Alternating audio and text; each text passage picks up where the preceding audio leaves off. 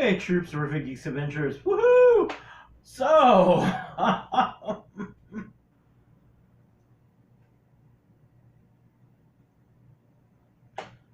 I bring this up because it's been an interesting year. Heck, interesting week, really.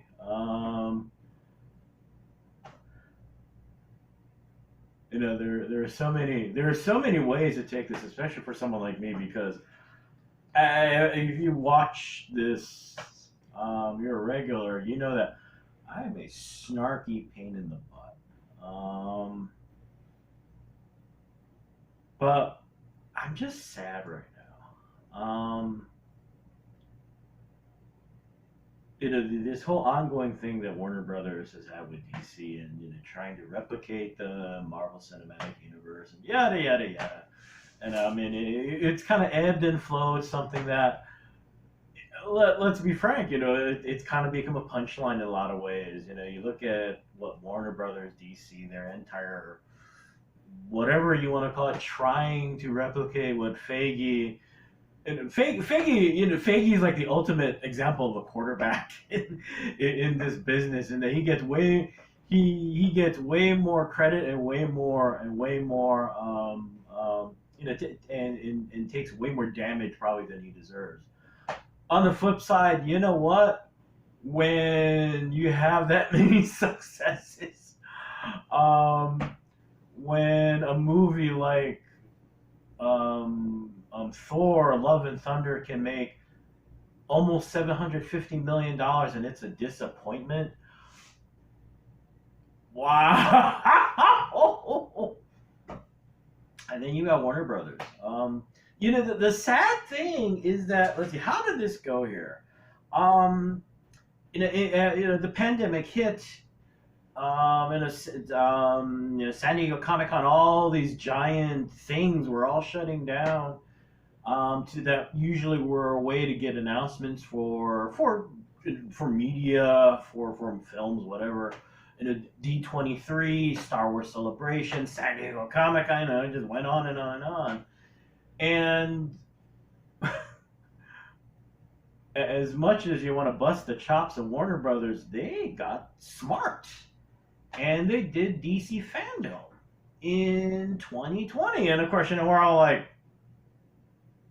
wow, that was a good idea. Of course, because of the kind of twitchy nature of product at the time, we didn't know what to expect, yada, yada, yada. And somebody hit a home run somewhere because they were smart enough to drop the first trailer for the Batman. And suddenly, it went from, oh, okay, so there's still a massive amount of distrust, but there's also a moment of,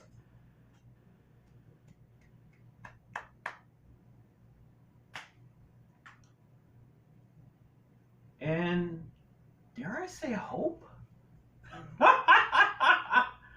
It's foolish mortal that I am. But the funny thing, in some ways, yeah.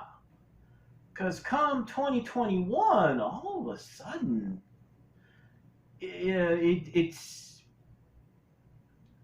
we're still not seeing the aftermath of the Snyderverse and all this kind of whatnot. There's still these moments of, oh boy, what are they gonna do? Kind of seeing things get kind of weird because of Wonder Woman 1984 and it being kind of, I kind of liked it, but still, you get the idea. But all of a sudden, stuff is coming out, and it's like, maybe something. And last year, Fandom comes out, and it's, you get the first teaser for Black Adam, and you're just going, it's not, again, to emphasize the fact that, it wasn't, it's not like the way, Marvel, I mean, this year, for instance, a great example of that. They kind of went to San Diego Comic Con as business as usual. With a long laundry list of stuff they're going to put out and whatnot. But this moment of, and not just that, last year getting bits and pieces about Aquaman 2, getting bits and pieces. Now, granted, that kind of went foobar. Same thing with The Flash. Things got and still are kind of weird. But we're trying to anyway. But Shazam, Fury of the Gods. All of a sudden, it's like, all right, we got something. And then March of this year, this movie blows up.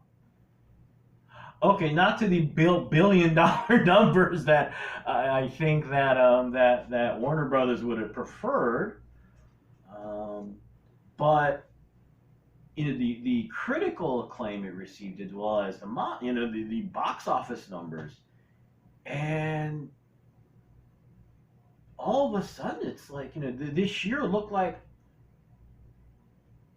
as much as it could be a DC year, Black Adam's coming out, Shazam's coming out, and still, there's still this distrust for obvious reasons. Still wondering where's Superman gonna fit in. Patty Jenkins still doing Wonder Woman 3, yada yada yada, and then of course word about things getting wonky with Aquaman 2 and with Flash stuff. But still, seeing all of this now, and it's like maybe,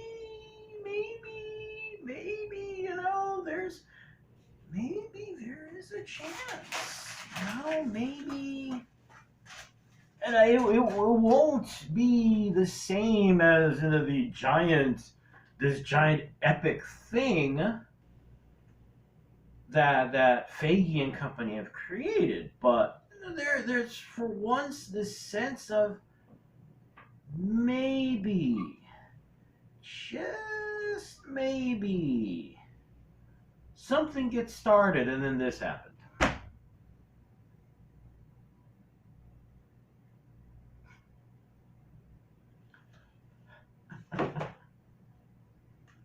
And we've been seeing the giant train wreck. There's we've all seen the meme, I think, at this point. There's that old line, and we're in a tunnel, and there's a light at the end of the tunnel, and hopefully it's not an oncoming train. But being geeks, someone changed it to, the light at the end of the tunnel. It's that look of that shot of Vader from Rogue One, and going, wow, at least a train, you might be able to get out of the way. And that's what Discovery Plus, this whole purchase and this whole reorganization thing has turned into.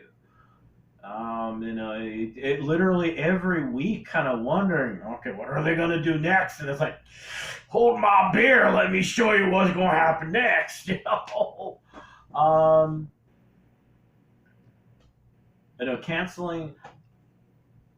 Canceling fandom. It's not that straw that broke the camel's back. I mean, it's all just this giant kind of,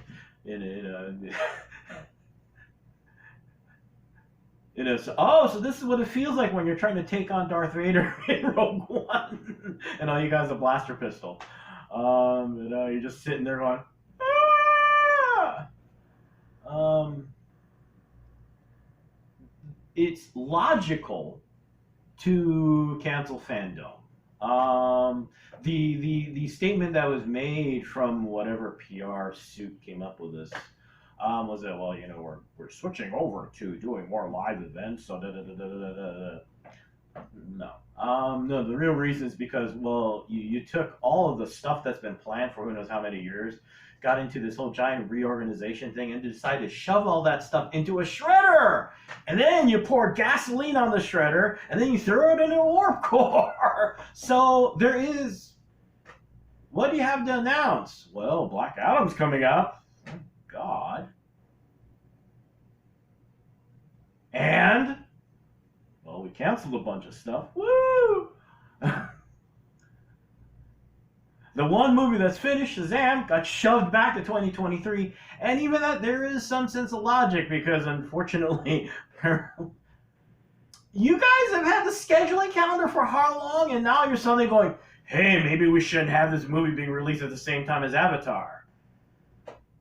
You figured that out now? Talk about bad timing. Oh, which is why, in some ways, I was joking that maybe you should still have fandom anyway. Not a full blown, but and not no suits, please. No. Find a stand up comic. Find someone who's a geek to just talk about it. Just literally kind of start off with, hey, it's a couple things been happening here. Because right now there was an article on Variety, not just another Variety, think Hollywood Reporter, as in this is what people who work in the business read. They basically laid out, I think it came out last week, excuse me, they laid out, all the things, because, right now Warner Brothers is looking for their Kevin Feige. And right now there are so many executives in the business going, tell them I'm not in the, take a message, lie, I don't care. They're paying how much? It's not enough. Which is probably in some ways what is coming up right now. But the article talked about, I mean, it's very obvious the many things that this next person has to deal with. Future projects, trying to get fans like me to stop turning this all into a punchline and have some faith in what they're doing and not think that it's all a giant joke. So on and so forth. We've seen this whole wreck happen, but to see it in a single article and go down this thing and realize you cannot pay someone enough money to deal with all this. Oh, it's a sad thing to watch. For me, more than anything else. I mean, obviously, I'm being a snarky little pain in the butt about this. But it's very sad. Because for me, for the first time, there was a sense of maybe this thing will grow. It's not going to be the Marvel Cinematic Universe, folks. Just stop. And you want to know why? Because the Marvel Cinematic Universe has existed since, wow, a long time. Hold on a sec. This is what you're trying to replicate at Warner Brothers with an intellectual property that's actually been around longer than Marvel, longer than Prince Namor, longer than the Human Torch. Who was the other member of the Invaders? Longer than Captain America. This, however, has been in existence, well, at least according to the copyright on the disc, 2008. You're taking on something that has been in existence for at least 14 years, people. This did not hatch out of a petri dish like something out of Jurassic Park. Feige, Favreau, everyone rolled the dice and hit boxcars big time. No, wrong analogy. They rolled the dice and they hit a 20. They rolled a 20. That's a better one.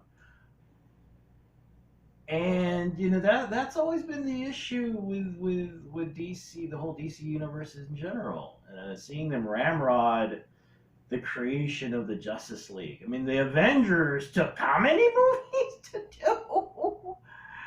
And you guys are trying to do it in 2 years? Really?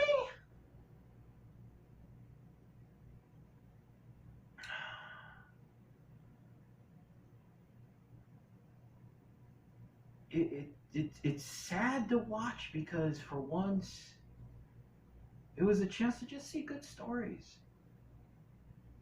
You know, watching Wonder Woman, No Man's Land. People still talk about No Man's Land, okay, folks? You know, Shazam. It would be easy to try and make all these comparisons to Spider-Man, Peter Parker, yada yada, because the age and everything. But the biggest difference is that you see Holland's take on Spider-Man. That's a man who is barely, he's 18 and trying to face everything as a grown-up. Shazam, he's a kid who is learning how to deal with it, but he still acts like a kid. He's still a kid. And it's fun to watch because you see him grow up. And there's a lot of emotional weight there, trying to come to terms with his mother, growing up in the foster family and everything. But there's also this lightness and joy there. And you look at Aquaman. This big old Samoan badass. Just so fun to watch. And then from there, you've got all these other things that are connected. I did not catch all of Peacemaker. Caught the first episode and went, "You guys are nuts," but pretty dang funny.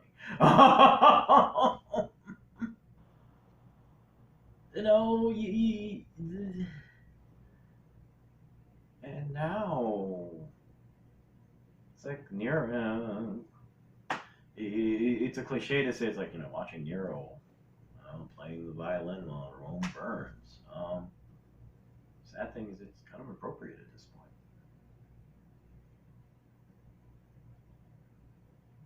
Wow, this got kind of serious and a bummer, didn't it? Unfortunately. So what happens now? The sad thing is it's out of our hands. We're geeks, and there's this sense of, well, because of the Snyderverse they'll listen, and no, they're not obligated to listen to the dang thing. Because let's be frank, Batgirl is the most frightening example of the fact that they're going to do whatever they want. The movie was done. It wasn't done, but they kind of looked at it and went, you know what? We make more money never releasing it, never having it see the light of day. See ya. It's a bad sign when your competitor Kevin Feige is the one who delivers a heartfelt message to the people who worked on that film. Basically, like I said, I just feel sad because for once, looked like, what? All right, it's not gonna be perfect. This isn't gonna happen, but you know what? That's okay.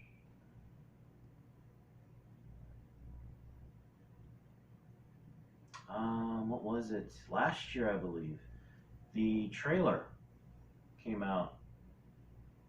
Talking about Heroes. Yeah, you remember that one. We need heroes right now, guys. Because y'all who are reorganizing this whole thing, you're not heroes. All you're doing is